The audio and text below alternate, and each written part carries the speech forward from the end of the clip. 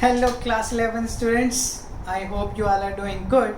So it's time for lecture number 2 of kinematics. तो बहुत interesting chapter है, सबसे ज़्यादा इंपॉर्टेंट प्लस सबसे ज़्यादा इंटरेस्टिंग चैप्टर काइनेमेटिक्स ही है। उसके बारे में हमने बहुत बेसिक चीज़ों की टर्म्स के बारे में बात करी थी लास्ट लेक्चर में। मोशन को थोड़ा सा डिस्कस किया था, डायमेंशंस को डिस्कस किया, डिस्प्लेसमेंट को, डिस्टेंस को, स्पीड के 4 टाइप्स भी बताए थे। आज उस स्पीड को ही थोड़ा सा आगे करेंगे, प्लस हम वेलोसिटी करेंगे, एक्सेलरेशन करेंगे। ठीक है, स्टार्ट करते हैं। देखो अब ना स्पीड के 2 अलग अलग टाइप्स भी है, उनको डिस्कस करना है। क्या क्या है ध्यान से सुनो। स्पीड के अंदर और क्या होता है, average speed in different situations. Average speed की अगर हम बात करें, बेसिकली है क्या average speed, total distance upon total time. ठीक है, वो जब होता है जब टोटल आपको डिस्टेंस दे रखा हो, आपको अलग अलग डिस्टेंस दे रखे हो, उनका टोटल कर दो, अलग अलग टाइम दे रखा हो, आपको वो गिवन हो। बट अगर आपको डिस्टेंस के टाइम में कुछ ऐसा ना गिवन हो, कुछ अलग सिचुएशंस बन जाए, मतलब डिस्टेंस और टाइम जो क्वांटिटीज आपको वो 2 ना मिले, कुछ और मिल जाए, तो कैसे करोगे? ध्यान से सुनना। देखो different distances with different speeds. अब अलग अलग डिस्टेंस आपको दे दी, अलग अलग स्पीड दे दी, लेकिन टाइम नहीं गिवन है। लेकिन हमने देखा एवरेज स्पीड क्या होता है, total distance upon total time. Time तो है नहीं, लेकिन हमें ये पता है time is distance upon speed, और हमें क्या क्या गिवन है, डिस्टेंस और स्पीड। तो हम क्या करेंगे, एवरेज डिस्टेंस क्या होगा, एवरेज वेलोसिटी, ये एवरेज स्पीड ही है यहाँ। तो average speed is total distance upon total time.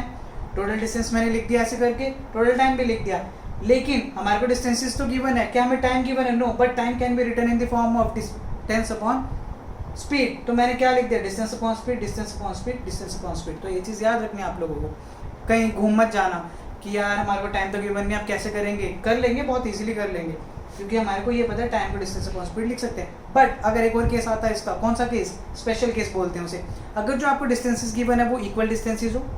अभी एक क्वेश्चन उठाएंगे इसके ऊपर, बिल्कुल ऐसा कि क्लियर हो जाएगा। अगर सपोज करो 2 डिस्टेंसेस गिवन है, वो दोनों डिस्टेंसेस क्या आपके इक्वल है, तो आप क्या कर सकते हो, S1 को S2 के इक्वल पुट करोगे, यहीं पे S1 को S2 के इक्वल पुट करोगे, तो यहाँ S प्लस S हो जाएगा, कितना हो गया 2S। यहाँ पे भी अगर ये काम करोगे S बाहर आ जाएगा।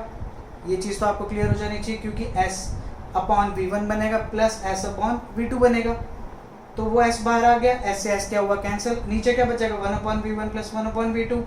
ये आपका जब एलसीएम लोगे तो ये आपका एवरेज वेलोसिटी का फॉर्मूला है। बहुत इंपॉर्टेंट फॉर्मूला, सीधा सीधा याद कर लो इसे। जब आपके 2 डिस्टेंसेस, 2 इक्वल डिस्टेंसेस गिवन होते हैं वेलोसिटी के साथ, तो ये फॉर्मूला आपका, या स्पीड के साथ ये फॉर्मूला सीधा सीधा लगता है, 2v1 v2 upon v1 plus v2। सीधा सीधा याद रखनी है चीज़। अभी कैसे इंप्लीमेंट करनी है इस चीज़ को वो भी देखेंगे, क्वेश्चन लिख रखा है मैंने, उसी पे करेंगे। आगे देखते हैं, ये था आपका डिफरेंट डिस्टेंस भी डिफरेंट स्पीड। एक केस और बन सकते हैं, डिफरेंट स्पीड भी डिफरेंट टाइम इंटरवल्स। ठीक है, बेसिकली आपको डिस्टेंस और स्पीड चाहिए, डिस्टेंस और टाइम चाहिए, राइट। यहाँ पे डिस्टेंस था, स्पीड था, टाइम नहीं था, तो हमने टाइम के अंदर वैल्यू घुमा दी। यहाँ पे क्या है, हमारे को स्पीड गिवन है, टाइम गिवन है, डिस्टेंस गिवन नहीं है, तो हम क्या करें, डिस्टेंस के अंदर घुमा देंगे चीज़ को। कैसे, हमने ये फॉर्मूला लिख दिया जो कि पहले बिल्कुल बेसिक है, total distance upon total time. अब डिस्टेंस को तो स्पीड इनटू टाइम लिख सकते हैं ना, वही चीज़ आ गई ना, v1 t1, v2 t2, v3 t3, ऐसे करके करके ये फॉर्मूला आपका बन जाएगा। करना क्या है, डरना नहीं है। सबसे पहले आपको डरना नहीं है कि यार टाइम गिवन नहीं है तो क्या करें। क्वेश्चन को इंटरप्रेट करो और देखो हमारे पास कौन कौन सी फॉर्मूलेज हैं। ठीक है, आप अपने आप बना दोगे क्वेश्चन, बहुत टफ नहीं होते हैं, सिर्फ बच्चों का लॉजिक क्लियर नहीं होता, वही करवा। अब इसका भी स्पेशल केस बनता है। इसका स्पेशल केस क्या है कि अगर टाइम्स दे दें, या अलग अलग टाइम है जो सारे के सारे इक्वल है, कि मतलब वो अलग अलग स्पीड तो थी, लेकिन उसने जो ये डिस्टेंसेस कवर किया है, ये सबके लिए टाइम इंटरवल क्या है, इक्वल है। समझ रहे हो, टाइम इंटरवल क्या है, सब डिस्टेंसेस का टाइम इंटरवल क्या है, इक्वल है।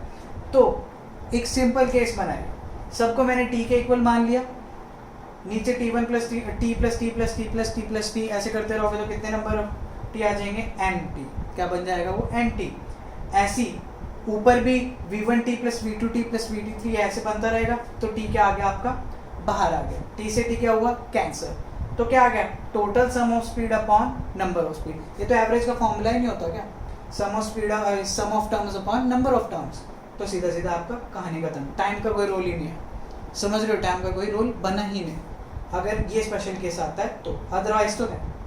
क्लियर यहाँ तक चीज़। अब देखो क्वेश्चन देखते हैं इस फॉर्मूले के ऊपर कैसे बनता है। ठीक है, मैं ये साइड रब करता हूँ, ये फॉर्मूला रब नहीं करूँगा, ये साइड रब करता हूँ और अब देखते हैं क्वेश्चन कैसे बनता है। याद रखना है, नोट कर लेना, नोट्स बनाते रहना, साथ ही साथ नोट्स बनाते रहो, कोई प्रॉब्लम नहीं होगी। अपने हैंड रिटन नोट्स बहुत बढ़िया रहते हैं, मैं बार बार बोलता हूँ आप लोगों को। देखो क्वेश्चन क्या है, on A 60 kilometre track a train travels the first 30 kilometre with a uniform speed of 30 kilometre per our. एक 60 किलोमीटर का ट्रैक है, कितने का, 60 किलोमीटर।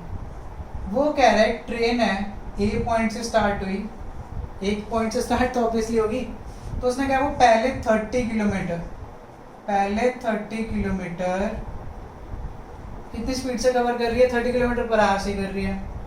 चलो ठीक है, अब वो क्या पूछ रहा है घुमा के question, how fast must the train travel, train को कितनी स्पीड से ट्रेवल करना चाहिए, ट्रेवल द नेक्स्ट 30 किलोमीटर, जो अगले 30 किलोमीटर है वो किस स्पीड से ट्रेवल करे, so as to average 40 kilometre per hour. तो उसकी स्पीड, एवरेज जो स्पीड है वो कितनी आ जाए, 40 किलोमीटर पर आवर। क्वेश्चन समझो, आपको एक वेलोसिटी v1 गिवन है, कितनी, 3 kilometre per our, 30 kilometre per our.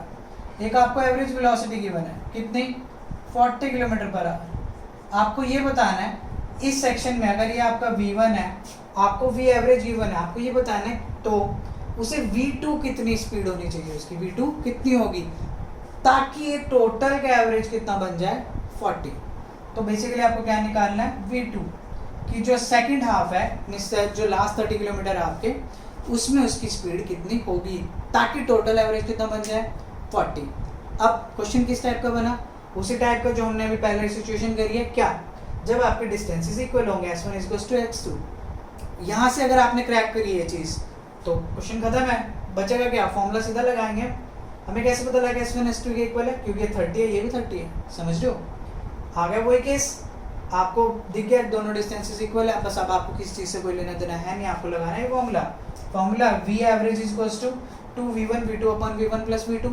v average कितना है, 40, 2 × v1 की वैल्यू 30, v2 की वैल्यू तो हमें फाइंड आउट करनी है, upon v1 is your 30 plus v2 कितना है, v2 को निकालना है। सॉल्व करो, आ जाएगा आंसर 1200 प्लस 40 v2 = 60 v2।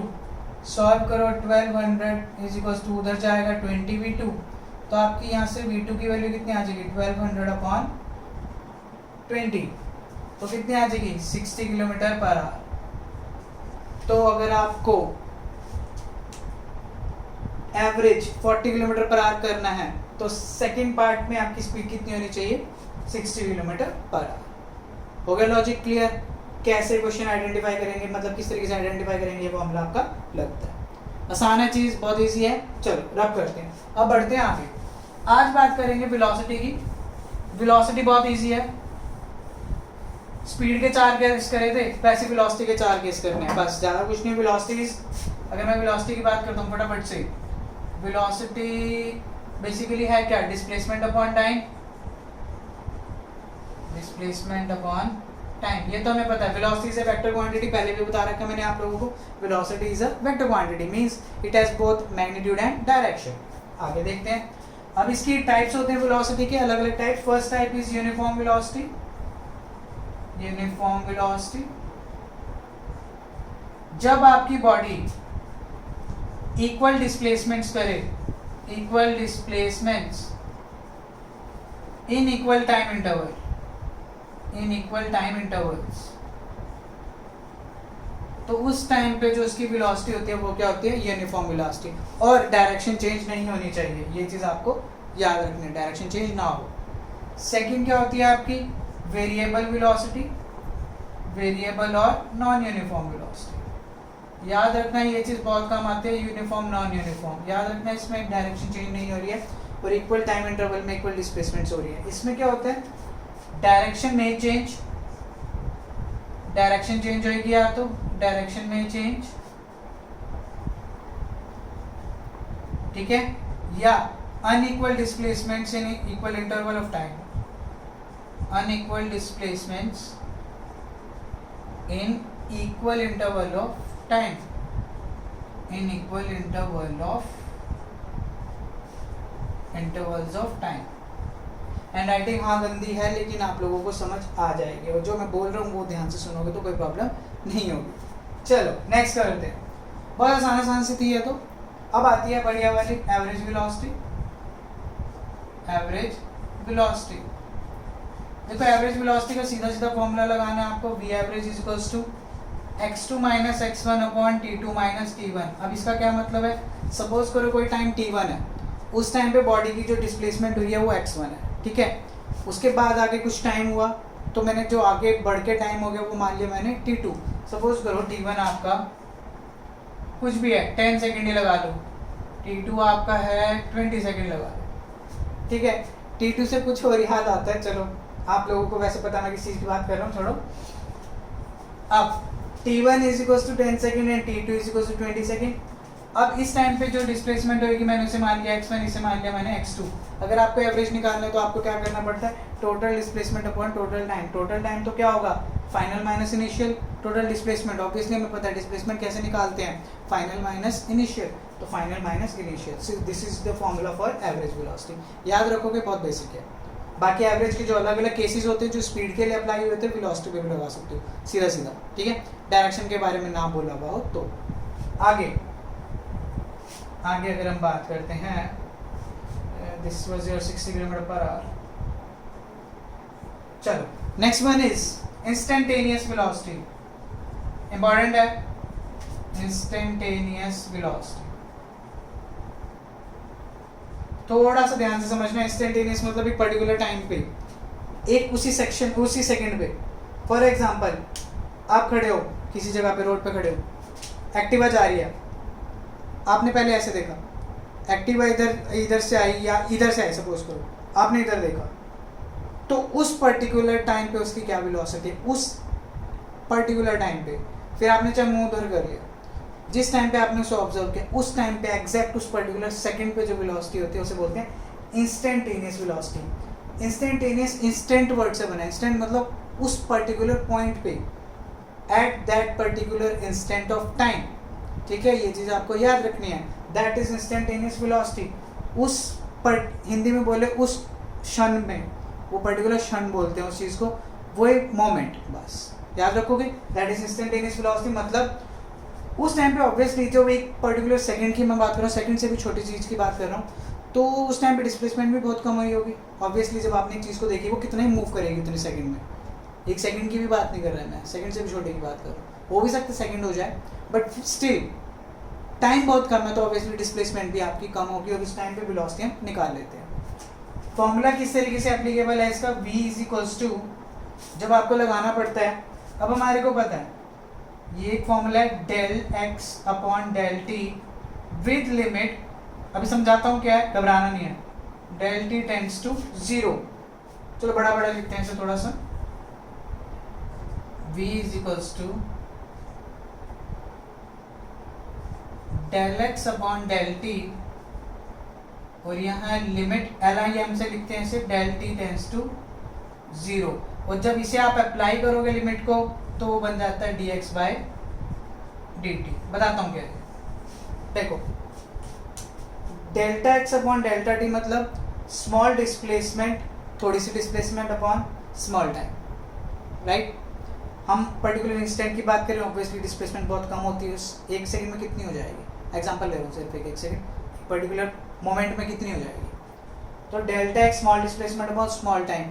उसके बाद मैंने क्या किया, limit delta t tends to 0, मैं टाइम को 0 को टेंड करा रहा हूँ, मतलब टाइम बहुत ही कम है, एक मोमेंट मतलब बहुत कम टाइम है, तो डेल्टा t को मैं 0 को क्या करवा रहा हूँ, टेंड। जब डेल्टा t 0 को टेंड हो रहा है मतलब टाइम बहुत और कम करते जा रहे हो, तो ऑब्वियसली आपकी जो टाइम कम हो रहा है तो उसके कॉरस्पॉन्डिंग डिस्प्लेसमेंट भी कम होती रहेगी।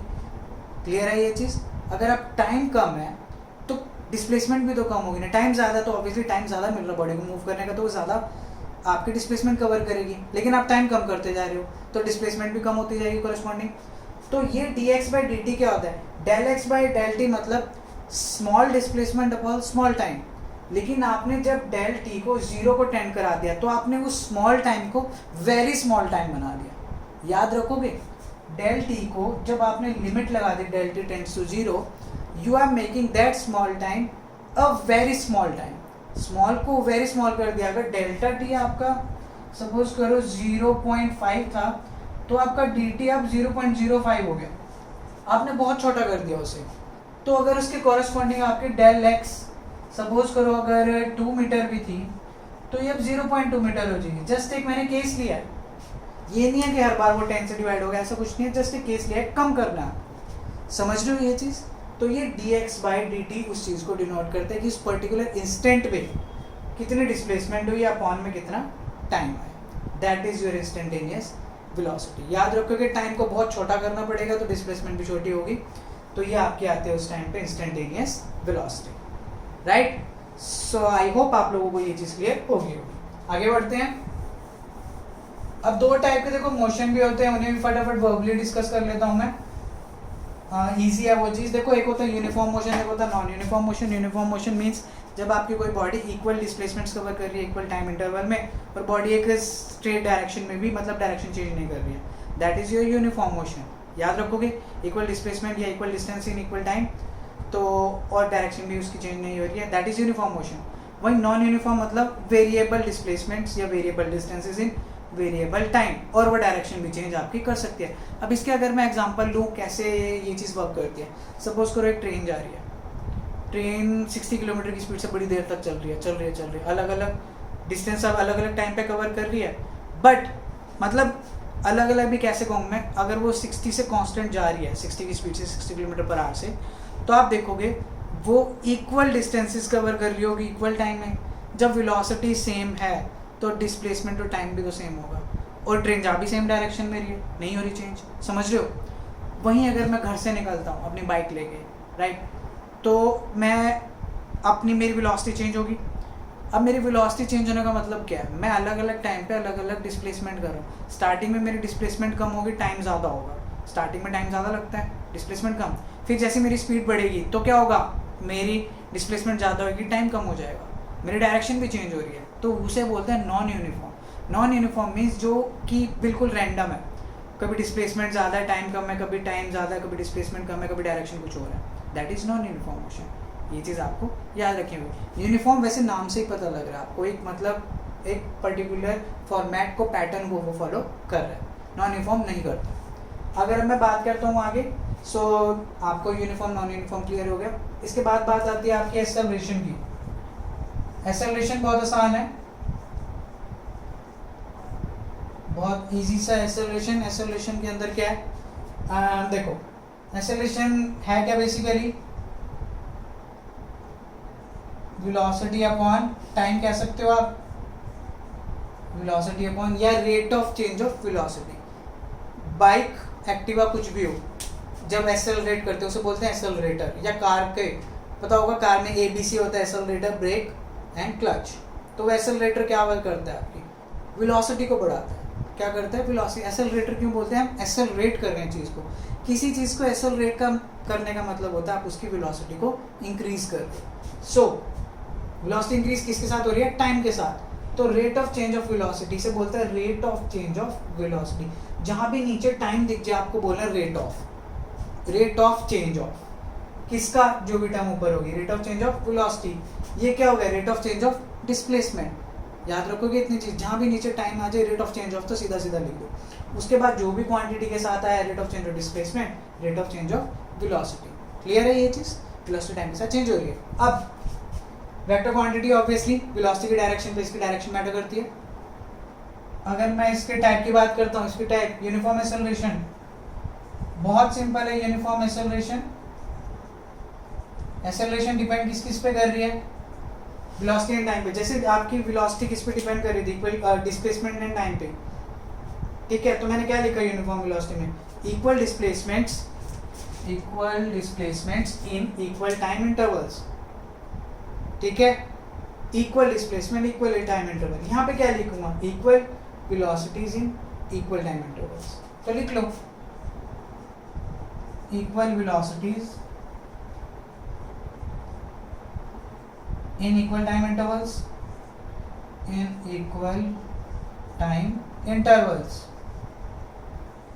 बहुत सिंपल है, डायरेक्शन वगैरह चेंज नहीं होगी। तो आप कह सकते हो इक्वल वेलोसिटीज कब होती हैं आपकी, यूनिफॉर्म वेलोसिटीज वगैरह, तो वो यही वाला केस बन जाता है एक तरीके से। तो यूनिफॉर्म वेलोसिटी होगी तो एक्सेलरेशन भी आ जाती है। लेकिन अभी देखेंगे बाद में इसके केसेस क्या क्या बनते हैं, अलग अलग केसेस बनेंगे।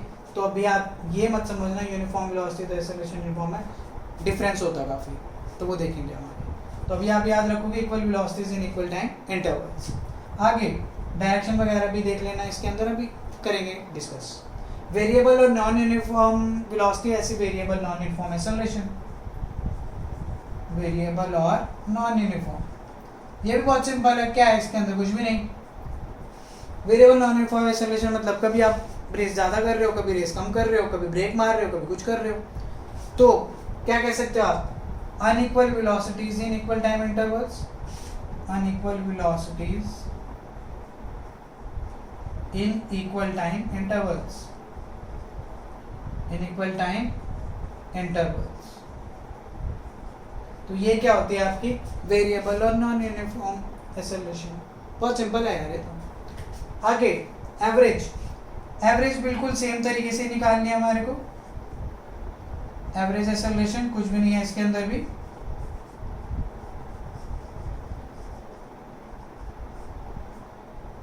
सेम फॉर्मूला अप्लाई करना है। A average is equals to, a average acceleration average is equals to v2 minus v1 upon t2 minus t। बहुत सिंपल है, उसी लॉजिक पे जा रहा हूँ मैं, उसी तरीके से काम हो रहा है।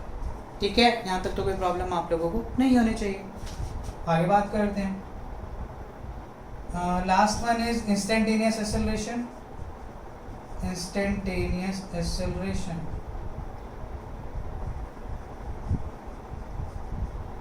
वही एक पर्टिकुलर इंस्टेंट पे कितनी एक्सेलरेट कर रहे हो आप, कितने तेज स्पीड दे रखी है आपने, वो इंस्टेंटेनियस एक्सेलरेशन है।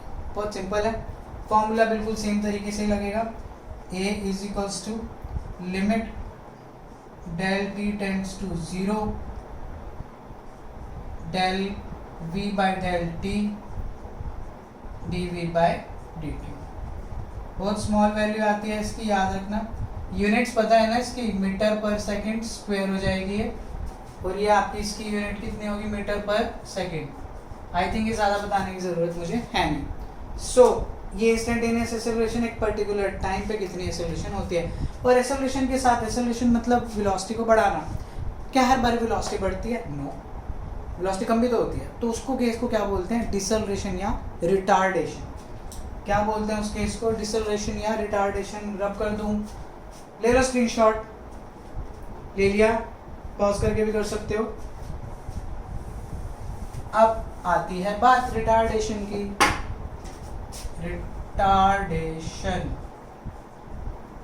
और यू कैन से डिसेलरेशन। तो इसका क्या मतलब होता है रिटार्डेशन डिसेलरेशन का? जब आपकी वेलोसिटी क्या हो रही है? कम हो रही है। वेलोसिटी कब कम होती है? या तो आप एक्सेलरेट करना बंद कर दो या ब्रेक मार दो। याद रखोगे ये चीज़, तो वो क्या बोलते हैं उसे? रिटार्डेशन। ज़्यादा एक्सप्लेन करने की जरूरत नहीं, एक चीज़ याद रखना, जब भी इंक्रीज होती है एक्सेलरेशन तो एक्सेलरेशन का साइन आता है आपका पॉजिटिव। मतलब वेलोसिटी जब इंक्रीज हो रही है तो एक्सेलरेशन क्या होगी आपकी? ए पॉजिटिव होती है। जब वेलोसिटी इंक्रीज करे ये हो जाता है आपका नेगेटिव, जब वेलोसिटी आपकी डिक्रीज करती है। इतना याद रखोगे, बहुत आसान था ये तो। सो मैं इससे आज यहीं पे वाइंड अप करता हूँ। आप लोगों से नेक्स्ट लेक्चर में मैं मिलूंगा इक्वेशंस ऑफ मोशन के साथ। नहीं, पहले आप लोगों के साथ मैं ग्राफ्स वगैरह डिस्कस करता हूँ, बाकी देखते हैं जो भी टॉपिक होगा आप लोगों को पता लग जाएगा। जल्दी अपडेट मैं आप लोगों को करूँगा। Side by side mathematical tools के आपके डिफरेंशिएशन एंड इंटीग्रेशन के लेक्चर मैंने अपलोड कर दिए, वो ज़रूर देखो, क्योंकि जब हम इक्वेशन ऑफ मोशन को डिराइव करेंगे यूजिंग कैलकुलस मेथड, आप लोगों को उसके लिए इंटीग्रेशन आना ज़रूरी है, वरना ऊपर से ऐसे निकलेगा वो, और वो आएगा ज़रूर पेपर में। स्कूल के जो मर्जी पेपर दे लो, और इक्वेशन ऑफ मोशन पे कोई पेपर नहीं है ऐसा जो बना जिसके अंदर उसका क्वेश्चन ना आता हो। ठीक है, इक्वेशन ऑफ मोशन को समझना बहुत ज़्यादा ज़रूरी है। So see you all in the next lecture. Thanks for watching. I really अपनी time and bye bye, all the best.